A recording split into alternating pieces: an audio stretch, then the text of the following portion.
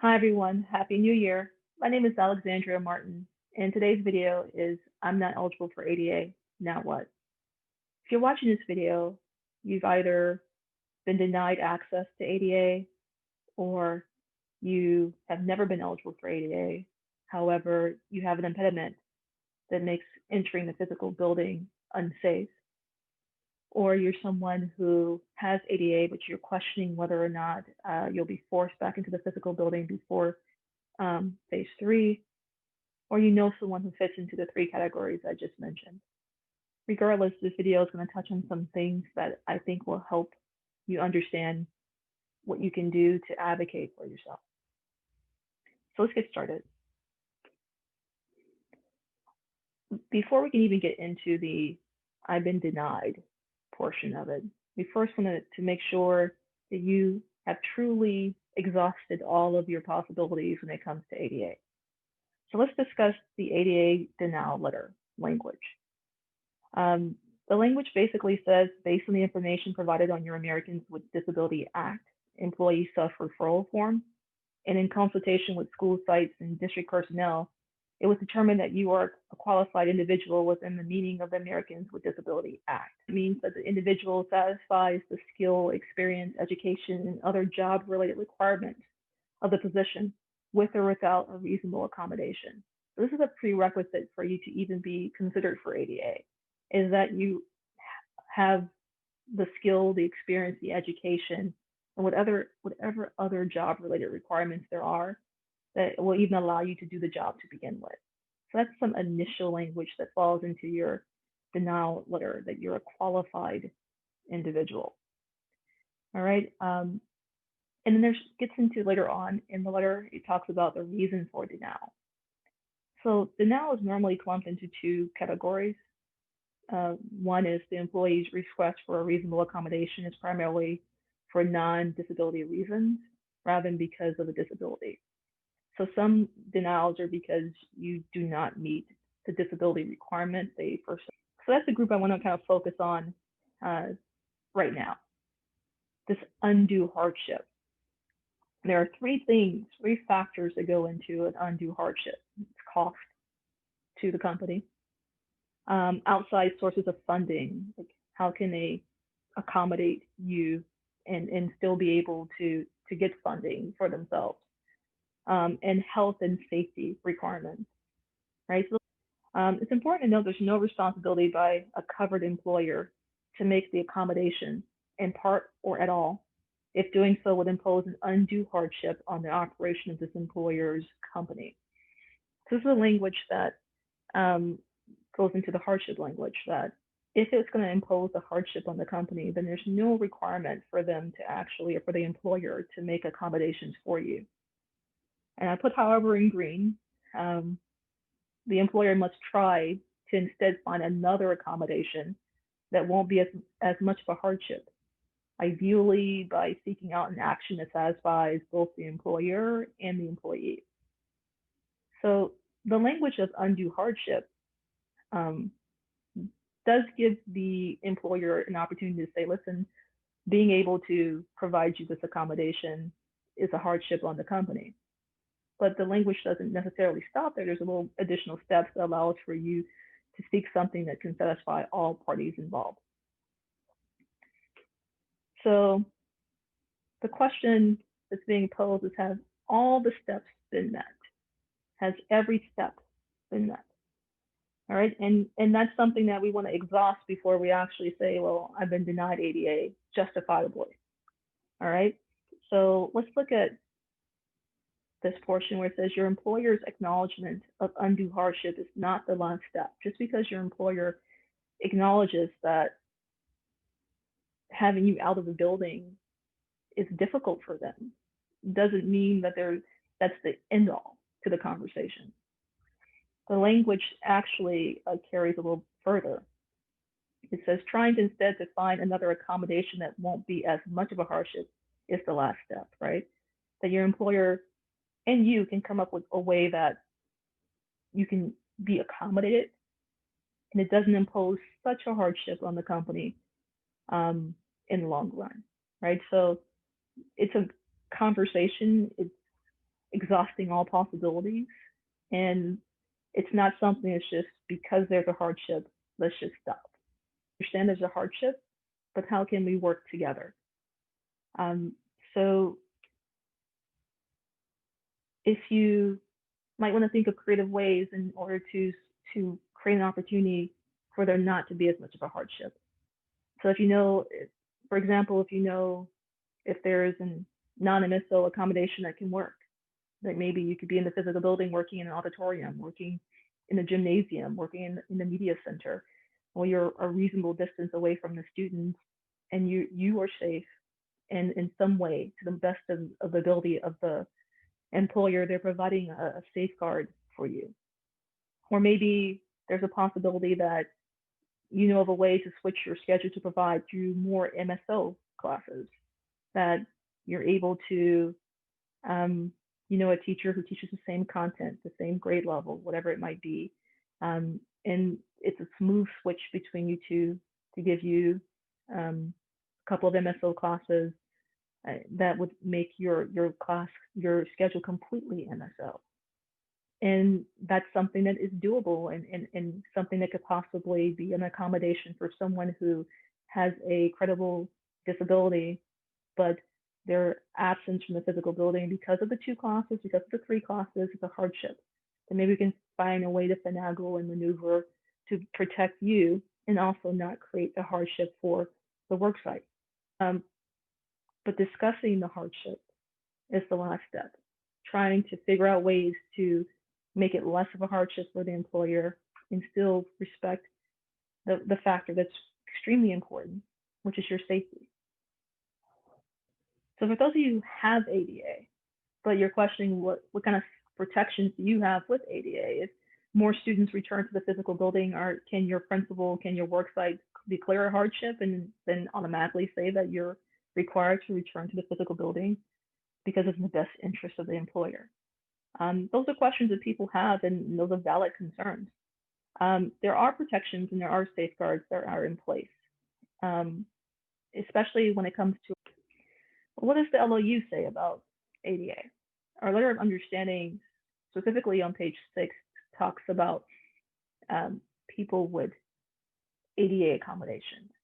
It says teachers will be approved with approved ADA accommodations will be provided distance teaching assignments where certification and student enrollment are appropriate. So the language in there says, you'll have a full distance teaching assignment as long as your certification is good and the student enrollment is appropriate. Also on page 6, it says exceptions to physically reporting to the physical building will be made for teachers with ADA accommodations. So this language is safeguards you if you have ADA. So although the page 6 at the beginning here says certification and student enrollment are appropriate, it's also followed on the same page where it says even if student enrollment is not appropriate, there are exceptions being made to physically reporting to a building for teachers, who have ADA accommodations. So they can't force you back into the building. Just because there's a hardship, there's language in our LOU that says that exceptions must be made for teachers who have ADA accommodations. We should exhaust as many other options as possible in order to safeguard and protect those who are the most fragile individuals at this moment due to COVID-19. So there's individuals who might say to themselves, I've never been eligible for ADA, or I was denied ADA eligibility and it wasn't because of a hardship. Now what? What am I supposed to do? Well, that's a valid concern.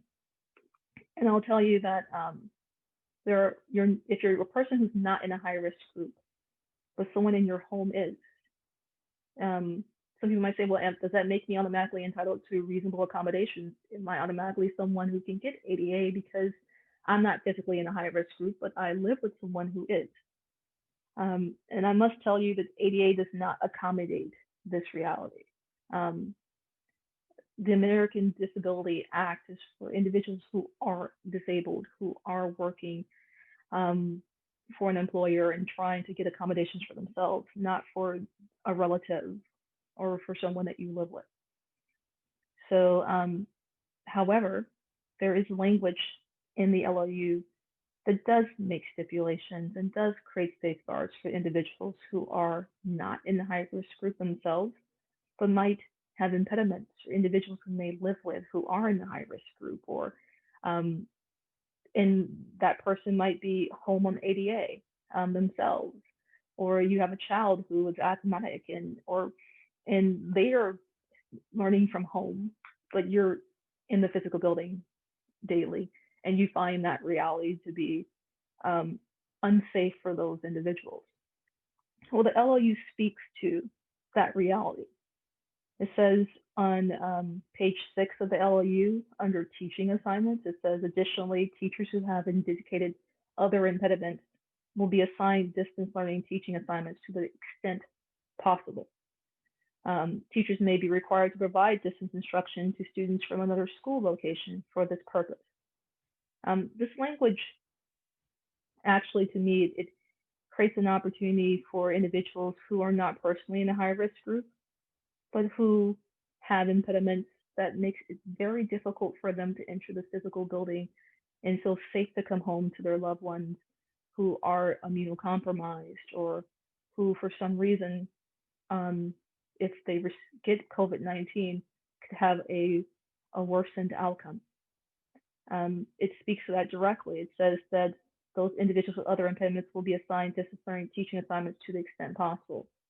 So that it speaks to your work site, and that if you express to your work site administrator that you have this impediment, to every extent possible, that administrator should create a schedule for you that that makes that reality, that reality, I should say, was in the forefront of that scheduling. If for some reason that didn't occur in your situation, doesn't mean that it's over for you. The second sentence says teachers may be required to provide distance instruction to students from another school location for this purpose.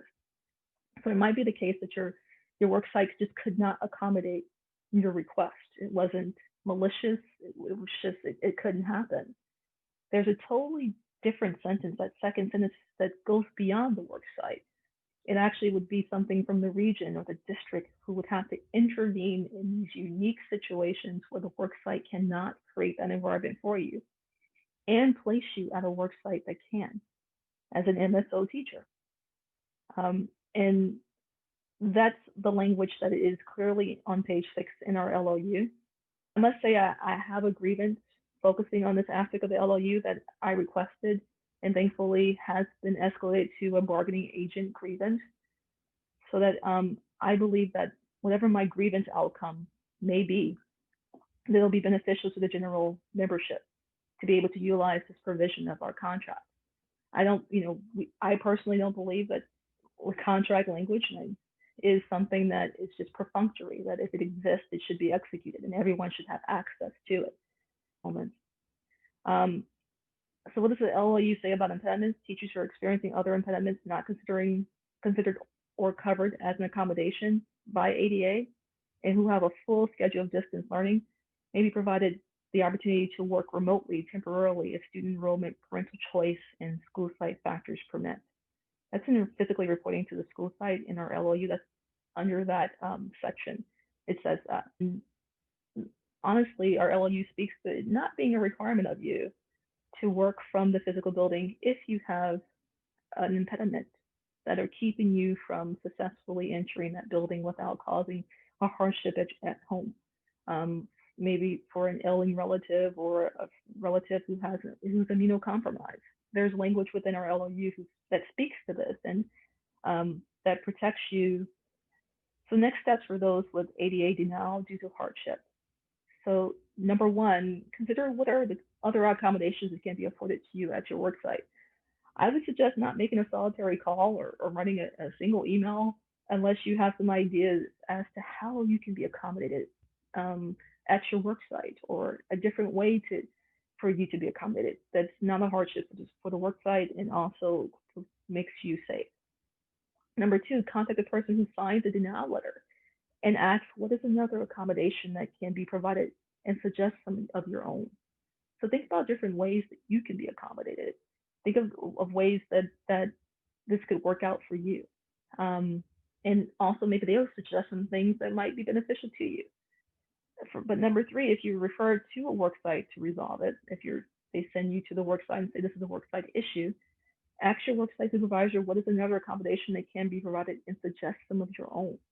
Have that dialogue, have that conversation.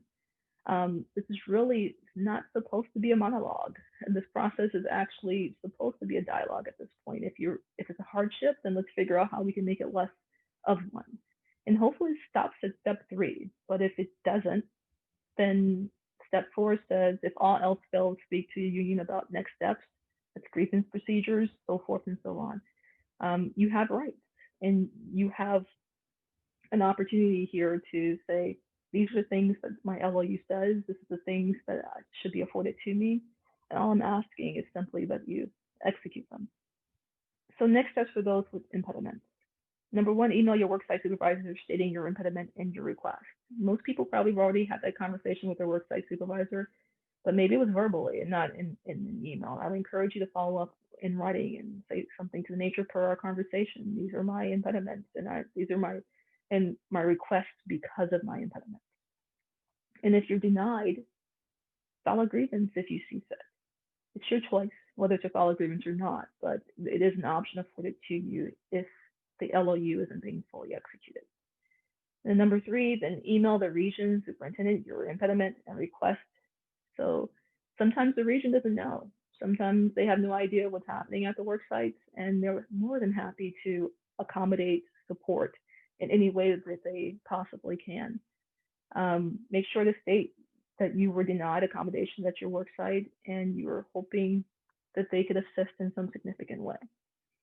All right, so I know some people might say this is a bit of a mammoth task, but all of this is not for everyone. Some of it might be ADA hardship is for one person. I have my fears about having to be returned to the work site, even though I have ADA is for someone else. And those who have impediments, there's a piece of that in here for you. But whatever you decide, it's important to know that you have rights, you have options, that these are things that are afforded to you, and it's within your right to execute them if you see fit. So if you find this video was helpful, I ask that you please subscribe to get the latest video and share it with others. I'll be putting more videos out. I also like you to comment below with your thoughts and suggestions for future topics you would like me to include in future videos. So I encourage you to like, to share, subscribe, to comment, to turn on the notification button so you're getting as much information as possible. Because we are very much in a pandemic and we have to be each other's allies. So I hope this video was helpful, and I really appreciate you guys viewing it. Have a fantastic day, and I look forward to hearing your comments. Bye for now.